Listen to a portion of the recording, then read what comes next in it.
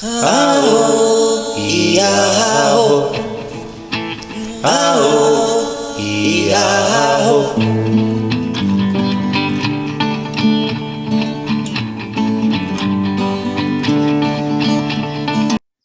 Es muy interesante, Rafa, y definitivamente tienes que Pero regresar. Yo solo reflexionando mientras estaba escuchándote y aprendiendo un poquito más, estaba pensando en esa herencia que nos dejaron los españoles con respecto a la objetivización del cuerpo de la mujer, ¿verdad? Cuando hablabas de esa primera violación que, que está en los anales históricos en las Indias, ¿verdad? Y vemos todos los días en este siglo XXI donde se siguen violentando de esa forma los cuerpos de las mujeres en, en, en esta parte del mundo, ¿verdad? Que es una herencia, que es bueno reconocer de dónde vienen estas cosas, porque de repente las normalizamos, ¿verdad? Las internalizamos y decimos, ah, bueno, los hombres son así. No, no, no son así. Otra cosa que me pareció muy interesante era esos mismos mecanismos que utilizan las mujeres, inclusive las mujeres europeas, las prostitutas para poder llegar a América. Esa es otra discusión que tendríamos que tener, que cómo, ¿verdad? Cómo ellas se las ingeniaban para llegar. Pero lo interesante sería saber cómo es que ellas trataban a las mujeres indígenas también y a las africanas, porque sabemos en las historias, especialmente en la historiografía del Caribe, cómo las mujeres europeas, cómo trataban terriblemente a las mujeres caribeñas, ¿verdad? Otra cosa que me salió también es que era muy importante ver cómo el ser humano, para poder explotar a otro ser humano, tiene que deshumanizarlos, ¿verdad? Y eso fue lo que hicieron los europeos para poder explotar a los africanos y a los hermanos y hermanas indígenas. Hay que deshumanizar. Bueno, ya todos nosotros sabemos todas las bublas papales y todas las discusiones que si eran humanos o no, ¿verdad? Y hasta hoy vemos también que se da ese pensamiento de que si somos realmente seres humanos los que no somos eh, considerados parte del grupo privilegiado, ¿verdad? Y lo mismo sucede con el cuerpo de la mujer. Hay que objetivizarlo para violentarlo, ¿verdad? Nos has dado muchísimo eh, para conversar y para analizar, ¿verdad, Rafa? Y no sé si tienes, porque no quiero quitarte más de tu tiempo, no No, sé. yo encantado. Yo feliz. Yo sé, otra cositita que tenía yo, dos cosas más, me pareció muy interesante que para tal vez otra ocasión analizar un poquito esa dinámica que se da del honor, ¿verdad? Que me parece interesante que como conquistadores, que ya usted deshumanizó, ya esa ideología, esa construcción deshumanizó a un grupo de seres humanos, pero como ya dentro de ese contexto, los supuestamente deshumanizados pueden buscar mecanismos para que usted sienta temor de ese honor. Y es una cosa que me parece, ¿verdad? Porque estamos hablando de poder y de relaciones de poder aquí.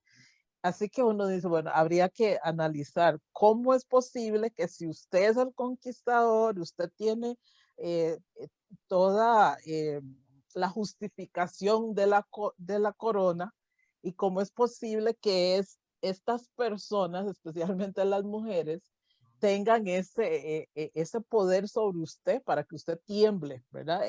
Me gusta eso. Y también yo encuentro esta contradicción dentro de esa misma línea, la contradicción de ser cristianos que violan, violentan y roban.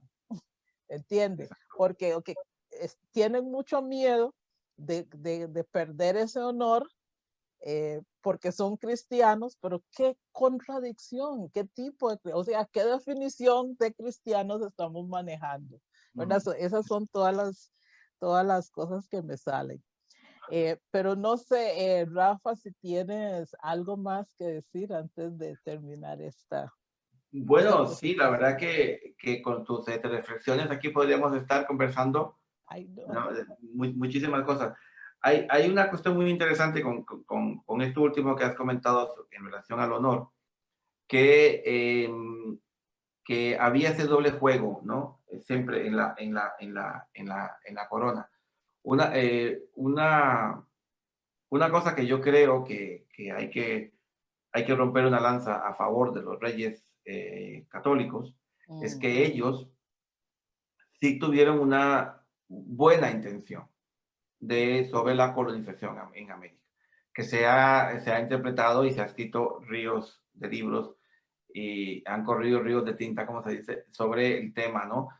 Pero que en realidad, en el fondo, ellos tenían una buena intención hacia el buen trato hacia los indígenas.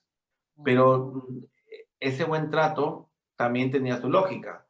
Si yo trato bien a los indígenas, me van a trabajar mejor y no se me van a ir, ¿entiendes? Pero ¿qué pasa? Que eso fue en la construcción, digamos, de la serie de disposiciones que se iban construyendo a este remolque de las consultas que llegaban de América. ¿Qué pasaba en América? Que estos soldados no tenían ni la más mínima gana de trabajar y entonces lo que querían era oro ya. Entonces el mecanismo que ellos utilizaban era el terror, la violencia, ¿no? Y los castigos y las barbaridades que llegaron a hacer contra los indígenas es espeluznante, desde abrir a una mujer embarazada en canal, o el de cortarle un brazo a alguien porque llevaba un brazalete de oro. O sea, hacen barbaridades y todo esto los reyes católicos lo condenan. Y entonces a partir de aquí se van haciendo unas disposiciones para regular todas estas situaciones. Pero como comentaba al principio, no están pensando en la mujer como persona, como ser humano, sino como un objeto de conflicto. Y entonces, lo mejor es decirle a los españoles, no, o te casas con una indígena o te casas con una española, pero que tengas 5 en casa, no. Y menos que vayas a robarlas allá, eso no, ¿vale? Entonces, pero claro, ¿quién sometía a estos hombres? La única manera de que estos hombres tuvieran miedo era de perder sus privilegios. Y una manera fácil de perder sus privilegios es faltar ese honor. Porque recordémonos que estamos hablando de una época donde las novelas de caballería era la lectura clásica, ¿no? Desde antes, desde mediados del siglo XV, pero el caballero, el honor, el que lucha por Dios y cosas de estas, Don Quijote y Sancho Panza. entonces esa imagen, ¿no? El caballero. Entonces, el honor es lo único que tú tienes para negociar. Y si ese honor es manchado o es puesto en duda, entonces aquí sí que no les importaba en realidad que la persona que los denunciara fuera una mujer indígena o un hombre indígena o una mujer esclavizada o un hombre esclavizado. Era que ponía en duda el honor de él, porque aquella mujer estaba en la casa de él. Entonces ella vivía ahí. Entonces eso también lo vamos a ver en relación a las prácticas religiosas, ¿no? Y aquí viene también otro espacio que abren las mujeres de poder, con lo que hablaba de la brujería, ¿no? Entonces, cuando las esclavizadas empezaban a ganar dinero porque vendían ungüentos o vendían medicinas en el mercado cuando iban a comprar y estaba ganando más dinero, y la ama decía, no, yo no te voy a dejar a ti libre porque tú eres un saquito de dinero. Entonces la otra decía, no, yo quiero ser libre, pero puedo comprar. Entonces, como no la dejaba libre, decía, no me dejas libre, pues ahora voy y te denuncio de que yo soy bruja, que yo me voy a reconocer como bruja porque tú me enseñaste. Y entonces ahí ella iba a perder todo, o él, o el amo, iba a perder todo su prestigio como cristiano. Y si no era un buen cristiano, no podías pertenecer a las indias, no podías estar ahí. Entonces, era todo un mecanismo muy, muy bien estructurado de poder, ¿no? De cambio de poder.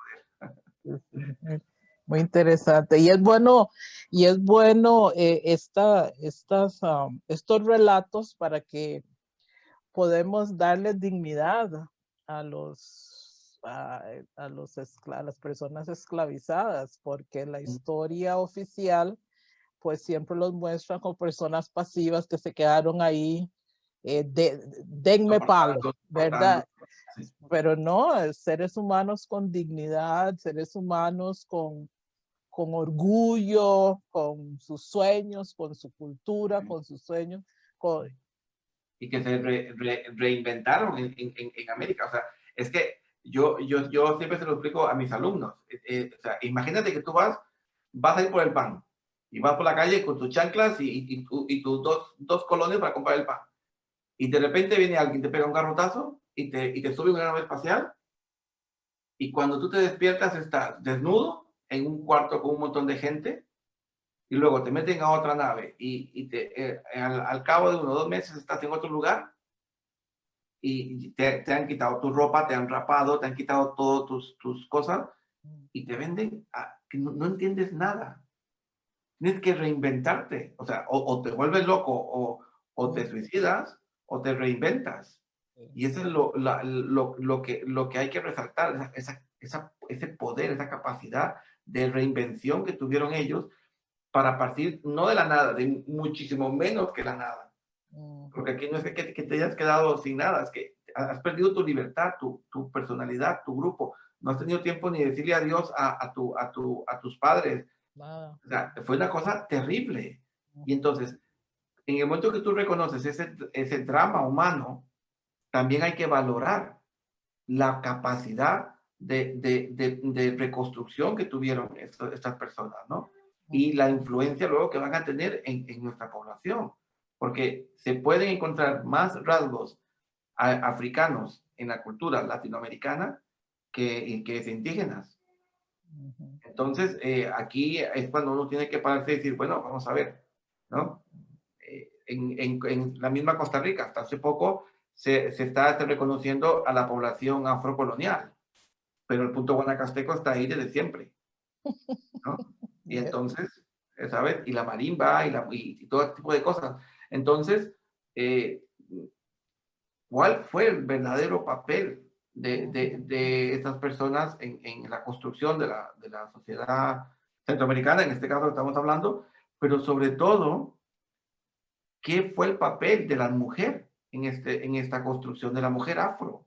Que está ahí. O sea, lo que yo te comentaba al principio de los censos en Panamá, de los palenques que se habían ya pacificado y que pues tenían que pagar impuestos. La mayoría son mujeres. ¿Y por qué? Porque ellas tienen su negocio y hacen sus trapicheos y necesitan estar reconocidas y estar censadas, ¿no? Mientras que los hombres, ¿dónde están? Que supuestamente son los que han montado la revolución y son los cimarrones, ¿no? Y realmente deberíamos de comenzar a hablar de cimarronas, más que de cimarrones. Bueno, qué bien, al menos en esta conversación le hemos dado visibilidad a estas mujeres. Sí, ojalá que por lo menos la curiosidad de ahora de leer el documento de una manera distinta. De preguntarnos cuando leemos un libro, ¿y las mujeres? ¿Y las mujeres? Y por estas mujeres estamos aquí hoy. Así es. Por estas mujeres. Bueno, Rafa, ¿alguna última cosa antes de...? No, darte las gracias por esta oportunidad, por esta maravillosa conversación, esta oportunidad de compartir y hablar un poquito de estos trabajos que muchas veces son marginales porque nos interesan a 4 bichitos raros que estamos por ahí. Pero como no hablamos de lo que le gusta al poder y entonces no, siempre estamos ahí trabajando en contracorriente, ¿no?